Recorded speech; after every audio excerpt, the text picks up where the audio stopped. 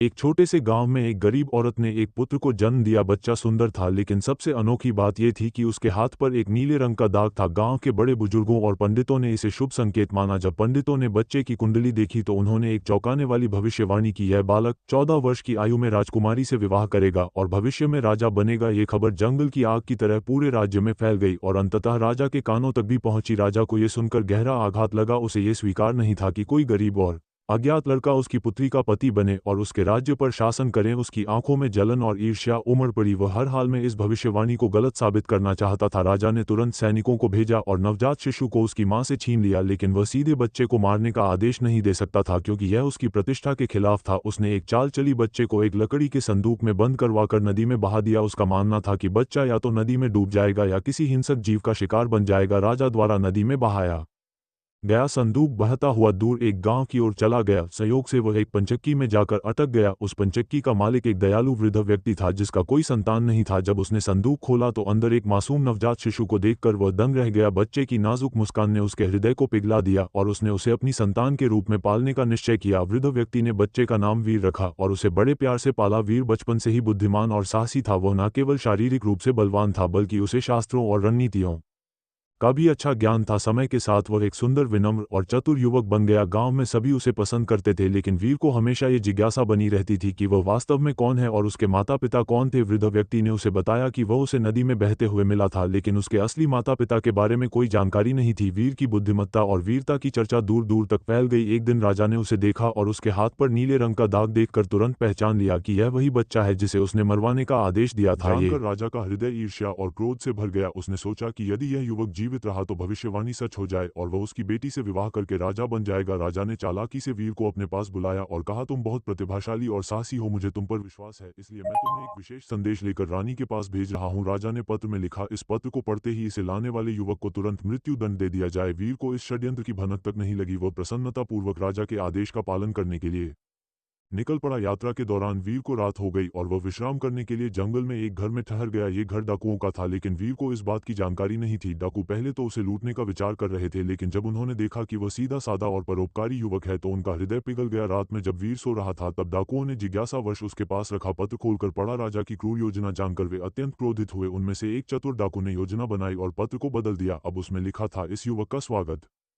किया जाए और तुरंत राजकुमारी के साथ उसका विवाह कर दिया जाए। अगले दिन वीर राजमहल पहुंचा और पत्र रानी को सौंप दिया। रानी ने जैसे ही पत्र पढ़ा वह प्रसन्न हो गई। उसे लगा कि राजा ने खुद इस युवक को अपने दामाद के रूप में स्वीकार कर लिया है। तुरंत राजमहल में विवाह की तैयारियां शुरू कर दी गई। जल्द ही राजकुमारी का विवाह वीर से हो गया। जब राजा महल लौट कर आया और उसने देखा कि उसकी बेटी का विवाह उसी युवक से हो चुका है जिससे वह मारना चाहता था तो उसका गुस्सा 7वें आसमान पर पहुंच गया। वो सोचने लगा कि सीधे तौर पर उसे मारना अब संभव नहीं, वह अब राजकुमारी का पति था। राजा ने सोचा कि इसे असंभव कार्य पर भेजकर मरवा दिया जाए। राजा ने युवक को दरबार में बुलाया और कहा, यदि तुम सच में मेरे योग्य दामाद बनना चाहते हो तो तुम्हें मेरी एक परीक्षा देनी होगी। युवक ने निडर होकर कहा, मुझे बताइए, मुझे क्या करना होगा। राजा ने मुस्कुराते हुए कहा, तुम्हें शैतान के सिर से 3 सोने के बाल लाने होंगे। यदि तुम ये कार्य सफलतापूर्वक कर पाते हो तो मैं तुम्हें अपना उत्तराधिकारी मान लूंगा, लेकिन यदि तुम असफल हुए तो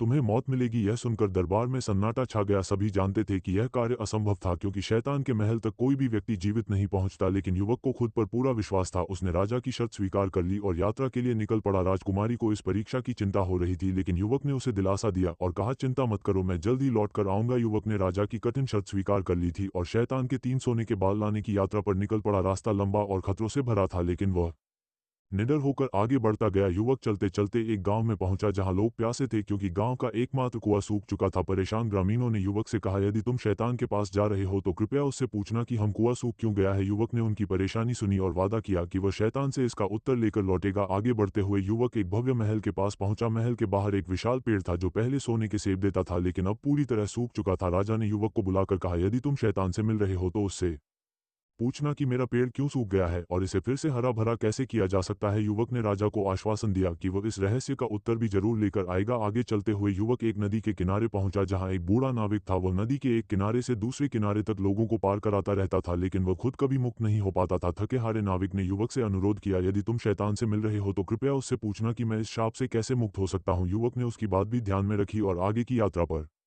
निकल पड़ा। आखिरकार युवक शैतान के महल तक पहुंच गया। महल में प्रवेश करना असंभव था, लेकिन सौभाग्य से वहां उसे शैतान की मां मिल गई। वह एक दयालु महिला थी और जब उसने युवक की कहानी सुनी तो उसे उस पर दया आ गई। शैतान की मां ने कहा, यदि शैतान ने तुम्हें देख लिया तो वह तुम्हें मार डालेगा। मैं तुम्हारी मदद कर सकती हूँ, लेकिन तुम्हें चुपचाप रहना होगा। युवक ने सहमति में सिर हिलाया। तब शैतान की मां ने उसे एक पोटली में छिपा दिया। रात होते ही जब शैतान गहरी नींद में चला गया तो उसकी मां ने उसका सिर अपनी गोद में रखा और धीरे धीरे उसके बाल सहलाने लगी। फिर उसने उसके सिर से एक सोने का बाल निकाल लिया। शैतान करवट बदल कर जागा और गुस्से से बोला, मेरे बाल क्यों खींचे? उसकी मां ने मुस्कुरा कर कहा, बस ऐसे ही, लेकिन मुझे एक सवाल का जवाब चाहिए। एक गांव का कुआं सूख गया है, उसका पानी कैसे लौट सकता है? शैतान ने ऊँग हुए जवाब दिया, कुएं में एक मेंढक बैठा है, जब तक उसे निकाला नहीं जाएगा पानी वापस नहीं आएगा। शैतान फिर सो गया। उसकी मां ने दूसरा सोने का बाल खींच लिया। शैतान गुस्से में उठ बैठा, अब क्या हुआ? उसकी मां ने कहा, बस एक और सवाल, एक राजा का पेड़ जो सोने के सेब देता था वो क्यों सूख गया? शैतान ने जवाब दिया, पेड़ की जड़ों में एक चूहा छिपा है, जब तक उसे हटाया नहीं जाएगा पेड़ फिर से हरा नहीं होगा। फिर शैतान वापस सो गया। उसकी मां ने तीसरा सोने का बाल खींच लिया। शैतान फिर से उठा और चिल्लाया, अब क्यों खींचा? उसकी मां ने कहा, मुझे एक आखिरी सवाल का जवाब चाहिए। एक नाविक जो हमेशा नाव चलाता रहता है वो इस शाप से कैसे मुक्त हो सकता है? शैतान हंसकर बोला, बड़ा आसान है, अगली बार जब कोई यात्री उसकी नाव में बैठे तो उसे चप्पू पकड़ा दे और खुद किनारे कूद जाए,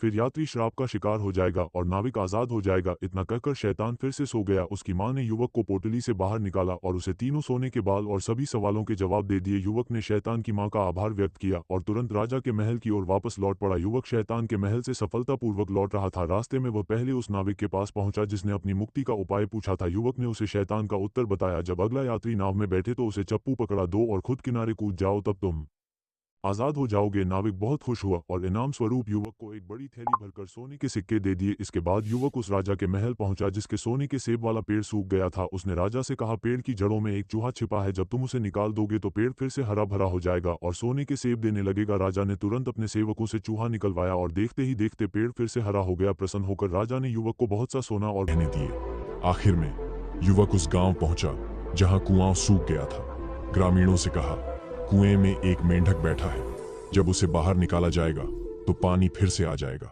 गांव वालों ने कुएं में झांका और सचमुच वहां एक बड़ा मेंढक मिला। जैसे ही उसे बाहर निकाला गया, कुएं में पानी भरने लगा। खुशी से झूमते गांव वालों ने युवक को बहुमूल्य उपहार दिए। अब युवक ढेर सारे धन और शैतान के 3 सोने के बाल लेकर राजा के महल पहुंचा। उसने राजा को बाल सौंपे। राजा आश्चर्यचकित और निराश था कि युवक न केवल जीवित लौट आया बल्कि अब वह बहुत अमीर भी हो चुका था। राजा ने जब युवक को सकुशल लौटते हुए देखा और उसके पास शैतान के 3 सोने के बाल पाए तो वह अचंभित रह गया। उसने सोचा था कि यह कार्य असंभव होगा, लेकिन युवक ने न केवल शर्त पूरी कर ली थी बल्कि अपनी बुद्धिमानी से ढेर सारा धन भी अर्जित कर लिया था। राजा को अब कोई बहाना नहीं सूझा। वह चाहकर भी युवक को अपना दामाद मानने से इनकार नहीं कर सकता था। राजकुमारी अपने पति से मिलकर बहुत खुश हुई। पूरे राज्य में इस बात की चर्चा होने लगी कि किस प्रकार एक साधारण युवक ने अपनी सूझबूझ और परिश्रम से असंभव को संभव बना दिया। युवक अब केवल राजकुमारी का पति ही नहीं बल्कि एक बहुत धनवान और सम्मानित व्यक्ति भी बन चुका था। कुछ समय बाद राजा की उम्र बढ़ने लगी और वह शासन करने में अक्षम हो गया। प्रजा ने मांग की कि युवक को राजा बनाया जाए, क्योंकि उसने अपनी बुद्धिमत्ता और साहस से सिद्ध कर दिया था कि वह एक योग्य शासक होगा। राजा को हार माननी पड़ी और अंततः युवक को ही राज्य का उत्तराधिकारी घोषित कर दिया गया। इस प्रकार भविष्यवाणी सच साबित हुई।